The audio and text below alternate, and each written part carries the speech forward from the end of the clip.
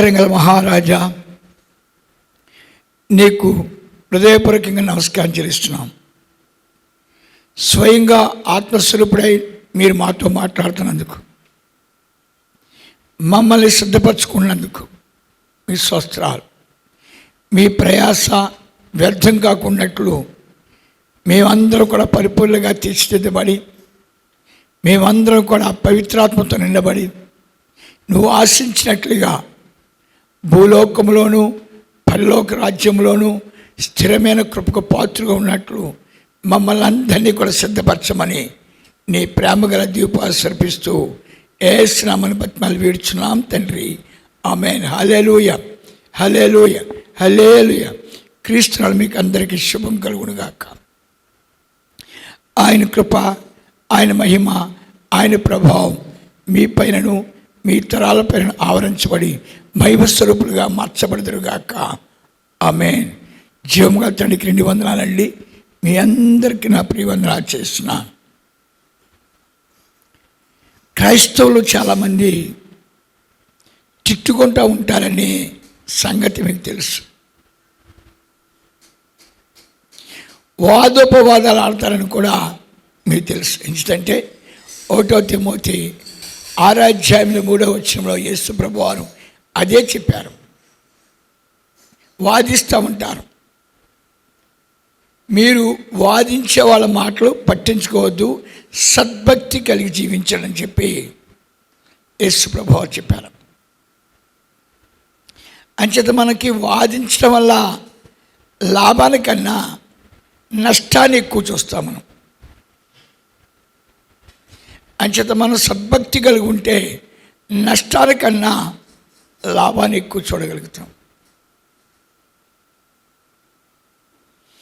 అంచేత చాలామంది వాదోపవాదాలు ఆడుతూ ఉంటారు.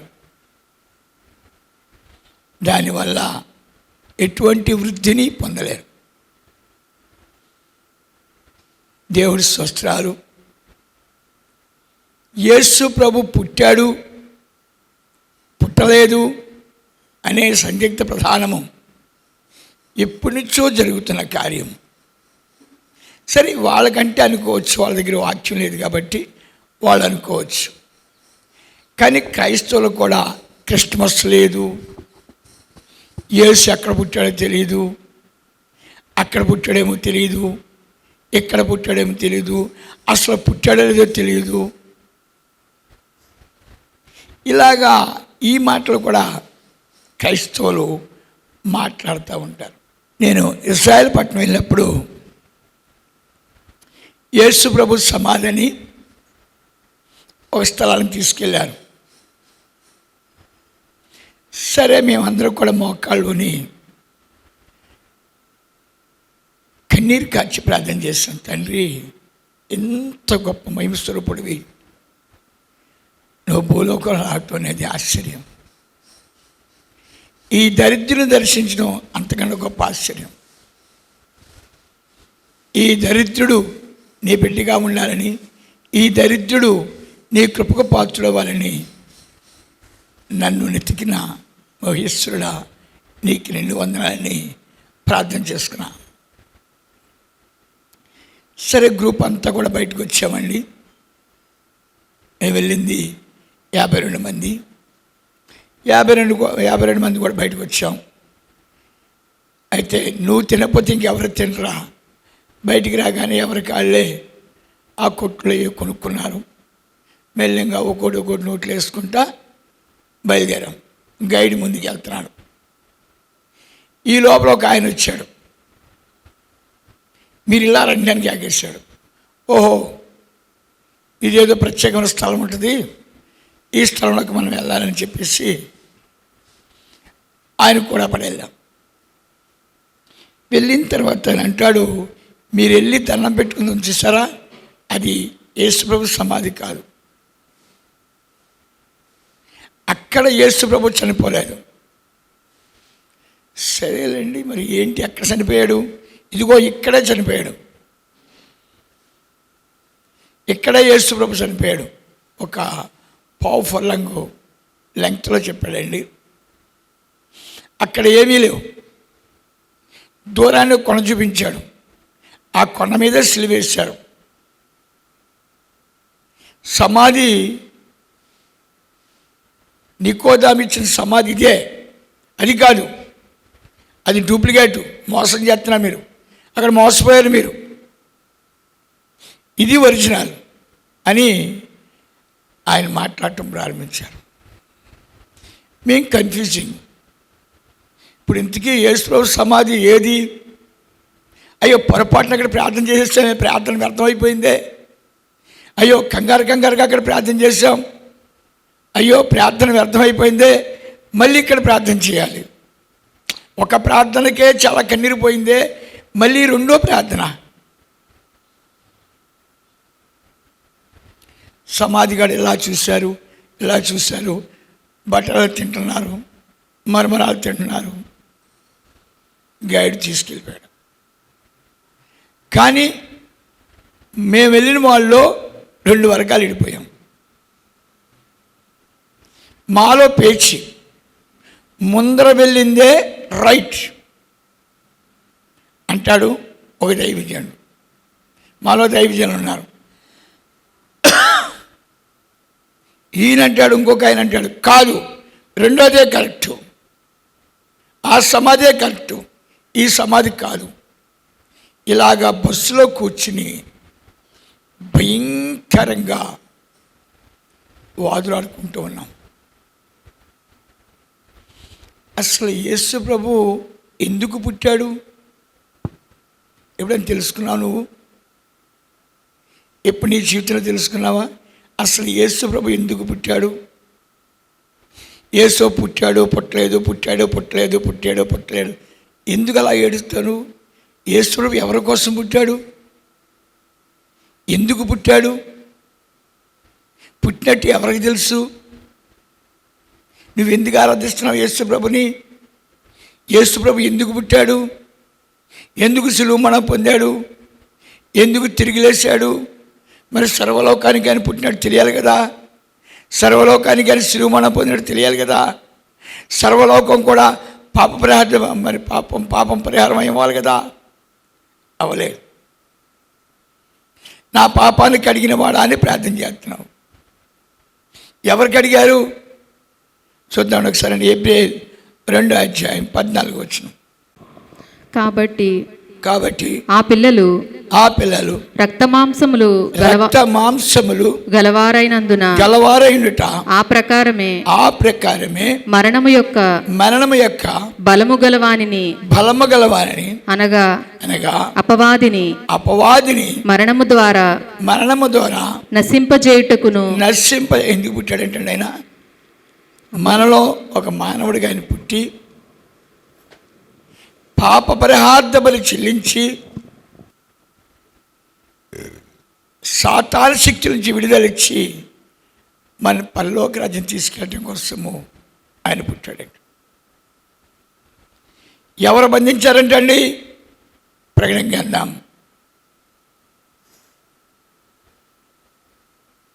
12:10 చూడం. మరియు ఒక గొప్ప స్వరము పరలోకమందు ఇలాగు చెప్పుట వింటిని, రాత్రింబవళ్ళు మన దేవుని ఎదుట మన సహోదరుల మీద నేరము మోపువాడైన. ఎవరు బంధించేస్తారంటండి? సాతానుడు. నీవు ఉండే స్థలమట పరలోక రాజ్యం అట. నీవెవరవట? ఆత్మస్వరూపుడవట, జనన మరణం లేనివాడట, నిరాకరుడవట, దేవుని పోలిక ఉన్నావనట, దేవుని బిడ్డగా ఉన్నావట. అందుకు నువ్వు జన్మించావు కాబట్టి నీతో పాటు ఆయన జన్మించి పాప పరిహార్థ బలి చెల్లించి సాతాను శక్తి నుంచి నువ్వు విడిపించుకుని ఎక్కడికి వచ్చేస్తారో తిరిగి పాపం కలిగిన తర్వాత చర్చిలోకి వచ్చావు. చర్చిలో ఎవరుంటారు? లోకంలో ఎవడున్నాడు? అపవాది. ఇప్పుడు నీ చర్చిలో తీసుకొచ్చాడు. ఎక్కడ తీసుకొచ్చాడు? పరిశుద్ధ భూమిలో తీసుకొచ్చాడు. ఇప్పుడు నువ్వు ఎలా వచ్చావు? పరిశుద్ధపరచబడి పరిశుద్ధ భూమిలోకి వచ్చావు. నెక్స్ట్ నువ్వు కాబోతుంది ఏంటి? పరలోక రాజ్యంలో ప్రవేశిస్తున్నావు. నిన్ను పరలోక రాజ్యంలోకి తీసుకెళ్ళడానికి సాతాన బంధకుల నుంచి విడిపించి, నీ పాపాన్ని భరించి, నీ శాపాన్ని భరించి, నీకు విమోచనిచ్చి నిన్ను పరలోక రాజ్యం తీసుకెళ్ళడానికి ఆయన పుట్టాడు. ఒకసారి తప్పట్లు కొట్టు. ఎవరి కోసం పుట్టాడు? ఇజ్రాయెల్ కోసమా, లేక ముస్లిమ్స్ కోసమా, లేక హిందువుల కోసమా, లేక తపస్సులు చేస్తున్న వాళ్ళ కోసమా, లేక యజ్ఞాలు చేస్తున్న వాళ్ళ కోసమా, లేక యాగాలు చేస్తున్న వాళ్ళ కోసమా, లేక తపస్సంపడం కోసం పుట్టాడా? నో, కేవలము ఆయన పిల్లల కోసము. అందుకే యోహాను 1వ అధ్యాయం అంటాడు 12వ వచనములో, నన్ను ఎందరూ అంగీకరించారో వారందరూ, నన్ను ఎంతమంది అంగీకరించారో వాళ్ళందరూ కూడా నా బీజాన్ని పుట్టారు. రక్త మాంసముల చేత పుట్టిన వాళ్ళు కాదు, వాళ్ళు నా ఆత్మ చేత జన్మించబడిన వాళ్ళు. అందుకు వాళ్ళకి విడుదల ఇవ్వాలని, వాళ్ళని పరలోక రాజ్యం తీసుకెళ్ళాలని, వాళ్ళు పాపలు పడిపోయారు కాబట్టి పాపా నుంచి వాళ్ళని విడుదలిచ్చి, సాతాను నుంచి విడుదలిచ్చి నేను పరలోక రాజ్యం తీసుకెళ్ళడానికి నేను జన్మించాను. ఎవరికి? ఆయన పిల్లలకు. ఆయన పిల్లలకు. గుర్తుపెట్టుకోండి, ఎవరికి దర్శనం? పరలోకానికి వచ్చిన ఆయన పిల్లలు. ఆయన పిల్లలు ఎక్కుంటారు పరలోక రాజ్యములో. ఆయన పిల్లలు ఎక్కుంటారు ఆయన కుడి రొమ్మున. ఆయన పిల్లలు ఎక్కుంటారు ఆయన నివాసములో. ఆయనతో కలిసి ఉంటారు. ఆయన వాళ్ళు ఒకటే స్వరూపాన్ని కలిగి ఉంటారు. అటువంటి పిల్లల కోసం, స్వరూపాన్ని కోల్పోయిన వాళ్ళు, మహిమను కోల్పోయిన వాళ్ళు, ప్రభావాన్ని కోల్పోయిన తన పిల్లల కోసము నువ్వు పరలోక రాజ్యం కోసం ప్లాన్ చేసుకుంటావో, యేసు ప్రభు కోసం ప్లాన్ చేసుకుంటావో, లేకపోతే సాతానికి చెబుతుంది రైలు చెరువులు, చేపల చెరువు అని వాటి కోసం ప్లాన్ చేసుకుంటావో, చేసుకో ప్రార్థన. ఆయన పుట్టింది మట్టికి పరలోకానికి భూలోకంలో పడిపోయిన ఆయన పిల్లల కోసము సశరీరుడిగా లోకంలోకి వచ్చి పాప పరిహార్థ బలి చెల్లించి వారు సాతాన బంధకాల నుంచి విడిపించుకుని పరిశుద్ధ భూమిలో తీసుకొచ్చాడు. తిరిగి పునరుద్ధాన మహాప్రభావంతో పరలోక రాజ్యంలో ప్రవేశించడానికి కోసం. ఎందుకు క్రీస్తు పుట్టాడు? ఆయన పిల్లలను పరిశుద్ధులుగా చేసుకుని పరలోక రాజ్యం తీసుకెళ్ళడం కోసము. భూలోకంలో స్థిరపరచడం కోసమా? కాదు, పరలోక రాజ్యం తీసుకెళ్ళడం కోసం. దానికి ఆయన ఏం చేశాడు? సర్వాధికారైన దేవుడు నరుడిగా పుట్టి సర్వలోకానికి మరిగాయి కేవలము ఆయన పిల్లలకే ప్రత్యక్షమై, ఆయన పిల్లల పాపాలే కడిగి, ఆయన పిల్లలను సాతాను చేతుల నుంచి విడుదలిచ్చి పరిశుద్ధ భూమిలో తీసుకొచ్చి పరమరాజ్యం తీసుకెళ్తున్నాడు. ఆయన ఎందుకు పుట్టాడు? రాజుగా ఈ లోకంలో ఉంటానుక, లేక పూజలు అందుకున్నాక, లేక దేవుణ్ణి చెప్పుకుని సర్వలోకానికి ప్రత్యక్ష ఉండక? లేదు, కేవలము ఆయన పుట్టింది ఆయన పిల్లలకు ప్రత్యక్ష అవడానికి. కేవలం ఆయన పుట్టింది వాళ్ళ పిల్లల యొక్క శాప నుంచి విడుదలవటానికి కోసము పుట్టింది. సాతాను శక్తి నుంచి విడుదలిచ్చి తిరిగి పునరుద్ధాన మహాప్రభావంతో పరలోక రాజ్యం తీసుకెళ్ళడానికి. చూద్దామండి యోహాను 17వ అధ్యాయం. నీ కుమారుడు, మీ కుమారులు నిన్ను మహిమపరచినట్లు, ఇక్కడ మహిమపరచబడినట్లు నీ కుమారుని మహిమపరచము. నీవు నీ కుమారునికిచ్చిన వారందరికీ ఆయన నిత్య జీవము. ఎందుకు పుట్టాడంట? నిన్ను నిత్య రాజ్యంలో చేర్చడం కోసం ఆయన పుట్టాడట. ఏ పరలోక రాజ్యాన్ని నువ్వు పోగొట్టుకున్నావో, ఏ శాస్త్ర రాజ్యాన్ని నువ్వు పోగొట్టుకున్నావో, ఏ మహిమను పోగొట్టుకున్నావో, ఏ ప్రభావాన్ని పోగొట్టుకున్నావో, ఏ ఘనతను పోగొట్టుకున్నావో తిరిగి ఇవ్వటం కోసము ఆయన ఈ లోకంలో కుమారుడుగా పుట్టాడు. లాస్ట్ ప్రార్థన చేస్తున్నాడు. ఇదిగో ఎంతమంది అయితే నా నామాన్ని ఉచ్చరిస్తున్నారు, ఎంతమంది అయితే నా కొరకై పుట్టి సిలువమరణం పొందాడు, నా పాపానికి అడిగాడు అంటున్నారు, వారందరూ కూడా నీ బిడ్డలు. నీ ఉండే స్థలంలో వాళ్ళని చేర్చుకోవాల్సిన బాధ్యత నీ పైన ఉంది. వాళ్ళు పలానా కులం వాళ్ళు, వాళ్ళు పలానా మతం వాళ్ళు, వాళ్ళు పలానా జాతి వాళ్ళు, అంతకుముందు తాగారు, అంతకుముందు వ్యభిచారం చేశారు, అంతకుముందు ఇంత దూరిపోయారు అనే ఆలోచన నీకు అవసరం లేదు. ఎంతమంది అయితే నా నామాన్ని ఉచ్చరిస్తున్నారు, ఎంతమంది నా కొరకే దేవుడు పుట్టాడు సిలువమరణం పొందాడు అంటున్నారు, వాళ్ళందరూ కూడా నిత్యరాజ్యానికి అర్హులు. నువ్వు కాదు. ఇక్కడ యేసుప్రభు చెప్తున్నాడు, దేవుడు కాదు నిత్యరాజ్యానికి అర్హులు, ఆయన పిల్లలు.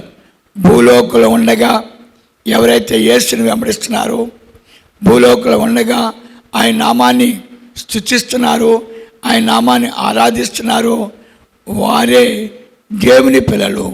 వారు ఉండవలసిన స్థలము పరలోక రాజ్యము. ఎందుకు పుట్టాడంట? చేపల చెరువు కాపలాగాటంగా. ఎందుకు పుట్టాడంట? రేలు చెరువు కాపలాగాటంగా. ఎందుకు పుట్టాడంట?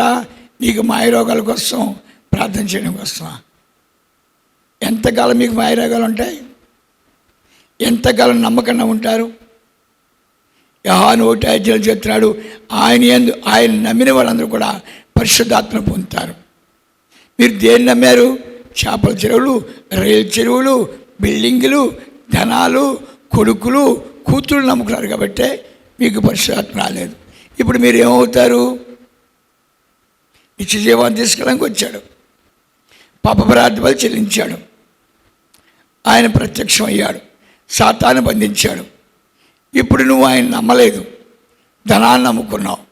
నువ్వు ఆయన నమ్మలేదు, లోకాన్ని నమ్ముకున్నావు. నువ్వు ఆయన నమ్మలేదు, ఈ లోకంలో చెరువులు నమ్ముకున్నావు. నీ అంతము పాతాళము. నువ్వు ఆయన నమ్మలేదు. నా కొరకై పుట్టావు, నా కొరకై సిలువమరణం పొందావు, నా పాపం పరిహారం చేస్తావు. పాపం లేదు. చూద్దామని ఆదికాండం 15:6 చూద్దాం. అతడు యెహోవాను నమ్మెను. ఆయన అది అతనికి నీతిగా ఎంచెను. దేవుడు నమ్మితే ఏమైపోతారంట? నీతిమంతులు అయిపోతారట. నీతిమంతులు అయిపోతే ఏమవుతారట? ఆస్తి, అంతస్తు, భోగం, పుత్రపౌత్ర అభివృద్ధి పొందుతారట. సరే, ఇన్ని పొందుకున్నాడు అబ్రహాం గారు, కరెక్టే. దేవుడు నేను తప్ప వేరొక దేవుడు లేడని చెప్పాడు. అయ్యా, నా యందు విశ్వాసం కలిగిన వాళ్ళు అన్నీ కలిగి ఉండాలని చెప్పాడు. అయితే అబ్రహాం గారు ఏం తెలుసుకున్నాడు? ఏప్రిల్ 11:9 చూడం. విశ్వాసమును బట్టి అతడును అతనితో ఆ వాగ్దానమునకు సమాన వారసులైన ఇస్సాకు యాకోబు అని వారు గుడారములలో నివసించుచు అన్యుల దేశములో ఇక్కడ తన కొడుకి తన మనవడికి చెప్పాడు, బాబు, మానవ జీవితం తెలియక నువ్వు కలవరపడుతున్నావు. ఈ మానవ జీవితంలో ఎప్పుడైతే భగవంతుడు తారసపడతాడో మన జన్మ తరిస్తుంది. ఈ లోకంలో ఉండగా మనకన్నీ ఆయన ఇస్తాడు. మనల్ని పోషించేవాడుగా ఉంటాడు, మనల్ని ఆదరించేవాడుగా ఉంటాడు, మనకు ఆరోగ్యం ఇస్తాడు. ఆదాముని ప్రేమించి భార్యనిచ్చాడు, అబ్రహాముని ప్రేమించి కొడుకునిచ్చాడు, అన్నీ ఇస్తాడు. కానీ ఆయన గనక మనం సేవించిన పక్షములో, ఆయన గనక మనం స్తుతించిన పక్షములో ఈ లోకంలో ఏమైపోతాం? ఇంతకీ దేవుని తెలిసి మీరు ఏం సంపాదిస్తున్నారు? శాపాన్న. యేసుప్రభుని నమ్ముకున్నారు, పరిశుద్ధాత్మ రాలేదు. యేసుప్రభుని నమ్ముకున్నారు, మీకు ఆశీర్వాదం రాలేదు. మరి మీరు చాలా బాగా ప్రార్థన చేస్తున్నారు కదా, చాలా కంటతగా ప్రార్థన చేస్తున్నారు కదా. ఇప్పుడు చూస్తాను అనుకోండి, ప్రార్థనకి 30 గంటలు కూడా చాలదు. ప్రార్థనకి గంట సుమారు చేస్తారు ప్రార్థన. పాట పాడమంటే పోగండి పాడతారు, మరి ఆస్వాదించబట్టలేదు. ఒకటి పరిశుద్ధాత్మ రావట్లేదు. సరే పోనవండి, పరలోక రాజ్యం వెళ్ళొద్దు, భూలోకంలో ఉందాం. రెండు ఆశీర్వాదం రావట్లేదు. ఈ రెండు పాయింట్లు బట్టి మనము దేవుణ్ణి నమ్మలేదు. ఒకటి ఆశీర్వాదం లేదు, రెండు చెప్పాలి పరలోక రాజ్యం లేదు. ఆయన ఎందుకు పుట్టాడు చెప్పాడు, ఆయన నువ్వు చర్చిలోకి ఎందుకు వచ్చావో చెప్పాడు, ఆయనకి ఎందుకు ప్రత్యక్షమయ్యాడో చెప్పాడు. కానీ నువ్వు పరలోక రాజ్యం వెళ్ళట్లేదు. ఎందుకు వెళ్ళట్లేదు? మెయిన్ పాయింట్, నీవు ఆయన నమ్మలేదు. అందుకే ఆయన అంటాడు, నన్ను ఎవరైతే నమ్మారో, నన్ను ఎవరైతే వెంబడిస్తున్నారో నిత్యరాజ్యంలో వాళ్ళకి స్థలం ఉన్నది. ఎందుకు వచ్చాడంట? నిత్యరాజ్యంలో ప్రవేశింపచేయడం కోసమే యేసుక్రీస్తు ప్రభు పుట్టాడట. నువ్వు నిత్యరాజ్యానికి వెళ్ళవు కాబట్టి చేపల చెరువుల కోసము, రైలు చెరువుల కోసము, పిల్లల కోసము, నా ఇంటి పనికి మనల కోసము ప్రార్థన చేస్తూ ఉంటావు. దానికి తోడు ఏమవుతుందంటే నువ్వు ఆస్వాదించబడవు. నువ్వేం ప్రేమిస్తున్నావంటే ధనాన్ని ప్రేమిస్తున్నావు. 13వ అధ్యాయం ఒకసారి చూడు, 10వ వచనం. లోతు తన కన్నులెత్తి యోర్దాను ప్రాంతమంతటిని చూచెను. యెహోవా సొదొమ గొమొర పట్టణములను నాశనము చేయకమునుపు సోయారుకు వచ్చే వరకు అదంతయు యెహోవా తోట వలెను. రోజు లోతు గారు చూస్తున్నంట మంచి మంచి పొలాలు, మంచి బంగారము, మంచి వెండి, మంచి దోళ్ళు ఇవన్నీ చూసుకున్నాడు లోతు గారు. ఎవరు చుట్టలేదంట? అబ్రహాం గారు చెప్పాడు, నేను ధన్యుడను. ఇప్పుడు లోతు గారు ధన్యుడని చెప్పట్లేదు. అబ్రహాం గారు నీతిమంతుడిగా మారాడు, అన్నీ పొందుకున్నాడు. లోతు గారు నీతిమంతుడిగా మారలేదు, అన్నీ పోగొట్టుకున్నాడు. ఇవా నువ్వు దేవుడి బిడ్డవాయి, నీకు ప్రత్యక్షమయ్యాడు, నీకు దర్శనమిచ్చాడు, నువ్వు పరలోక రాజ్యం కావట్లేదు. నువ్వు లోకాన్ని నమ్మావు కాబట్టి నీకు పరిశుద్ధాత్మ రావట్లేదు. నువ్వు లోకాన్ని ప్రేమించావు కాబట్టి నీకు పాప విమోచన జరగట్లేదు. నువ్వు లోకాన్ని ప్రేమిస్తున్నావు కాబట్టి యేసు ప్రభువుని ఒకటి అడుగుతున్నావు, నాయన లోకాన్ని నాయన. అందుకే ఆయన అంటాడు, అయ్యా మీరు పాముని అడిగితే నేను పావునిస్తానా, చేపనిస్తాను. అడగండి. ఏం అడుగుతున్నావు నువ్వు? నన్ను పరిశుద్ధపరచు, నన్ను పవిత్రపరచు, నా నేత్రాలు తెరువు, నా ఆత్మజ్యోతిని వెలిగించు. అయ్యా ఏ మహిమనతో కోల్పోయాను ఆ మహిమ నాకు దయచే. అయ్యా పాపిగా మారిపోయాను, నా పాప ప్రార్థనలు చెల్లించే కాబట్టి పరిశుద్ధుడిగా నన్ను జీవించే. జీవితకాలమంతా నేను పరిశుద్ధుడిగా ఉండాలి. అప్పుడేమవుతుందంట? భూలోకంలో అన్నీ ఉంటాయంట. అట్లా నమ్ముతావంట? అట్లా నమ్ముతావా? భూలోకంలో ధనధాన్యం నమ్ముతావా? నీకేమైనా క్రాక? నువ్వు పరలోకాంచి రాలేదా? నువ్వు దేవుడి బిడ్డవు కాదా? దేవుడు ఎందుకు పుట్టాడో తెలియదా? దేవుడు ఎందుకు సులుమణ పొందాడో తెలియదా? దేవుని దగ్గరికి ఎందుకు వచ్చాడో తెలియదా? నువ్వు ధనాన్ని నమ్ముతావా? బిడ్డను నమ్ముతావా? లోకాన్ని నమ్ముతావా? పిచ్చోడా, నిన్ను దెయ్యం వదలలేదు. యుగదేవత నిన్ను పరలోకాంచి కాక పాతాళాన్ని తీసుకెళ్ళిపోను. అందుకే యేసు ప్రభు చెప్తున్నాడు, నేను ఎందుకు పుట్టాను, నేను ఎందుకు శిలువమరణం పొందాను. ఇదిగో నా నామాన్ని విశ్వసించే వారందరూ కూడా పరలోక రాజ్యంలో నీ కుడి పార్శ్వం చేరాలి. అంచేత భూలోకంలో ధనధాన్యాలు ఉండవా? ఉంటాయని చెప్పాడు. భూలోకంలో బిడ్డలు ఉండరా? ఉంటారని చెప్పాడు.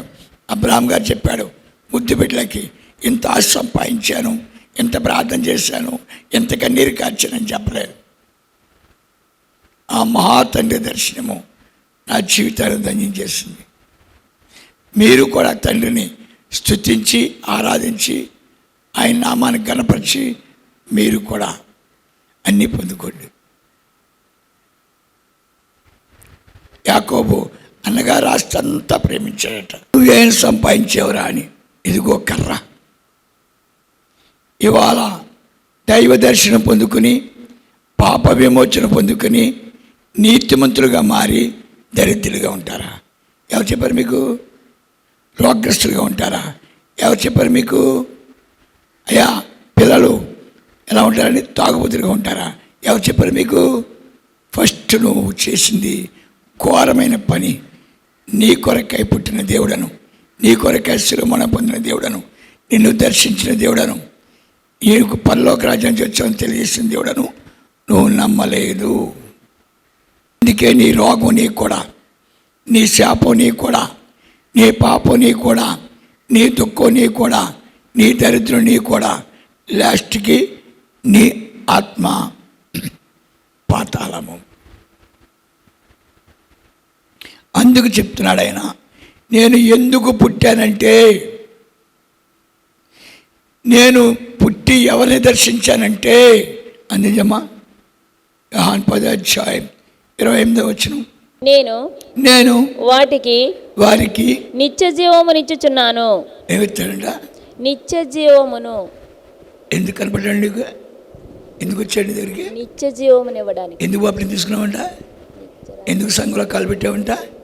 ఎందుకు యేసు ప్రభువుని నమ్ముకున్నావంట? నిత్య జీవం ఇవ్వటం కోసమే ఆయన వచ్చాడంట. నిన్ను పరలోక రాజ్యం తీసుకెళ్ళటం కోసమే వచ్చాడట. ఈ పాపలోకాంచి విడుదలిచ్చి పరలోక రాజ్యం ప్రవేశం చేయడానికే ఆయన పుట్టాడట. నువ్వేం కోరుకుంటున్నావు? లోకాన్ని కోరుకుంటున్నావు. నువ్వేం కోరుకుంటున్నావు? పాపలోకంలో నేను ఉంటానని చెప్తున్నావు. మరి నీ దేవుడు పెట్టినని చెప్తున్నావు ఏంటి? నీకు తెలియదా ఆయన పుట్టినట్టు క్రిస్మస్ చేస్తున్నావు? నీకు తెలియదా ఆయన చనిపోయినట్టు ఈస్టర్ చేస్తున్నావు? తిరిగి లేచాడని పాట పాడతావు కదా. లేచాడు కదా, వచ్చాడు కదా, నీ పాపానికి అడిగాడు కదా, నీకు విమోచన ఇచ్చాడు కదా, పరిశుద్ధ భూమిలో తీసుకొచ్చాడు కదా. నువ్వు ఇంకా లోకం కొని తలంపులేంటి? మా కొరకు తిరిగి లేచావని, నా పాపానికి అడిగావని నమ్మి విశ్వసించే అదృష్టాన్ని దయచే. లేని పక్షంలో మేమందరం కూడా పాతాళంకి వెళ్ళిపోతాం. అది నీకు ఇష్టం లేదు కనుక ప్రభువా మాకు విశ్వాసాన్ని ఇచ్చి మమ్మల్ని ప్రభువా నీ యొక్క చరణ మరణాల గురించి తెలుసుకుని వాటి యందు నిమగ్నం ఉన్నట్లు మమ్మల్ని సిద్ధపరచమని నీ ప్రేమ గల పాదాలు సమర్పిస్తూ యేసు నామమున బతిమాలి వేడుచున్నాం తండ్రి. ఆమేన్. హల్లెలూయా, హల్లెలూయా, హల్లెలూయా.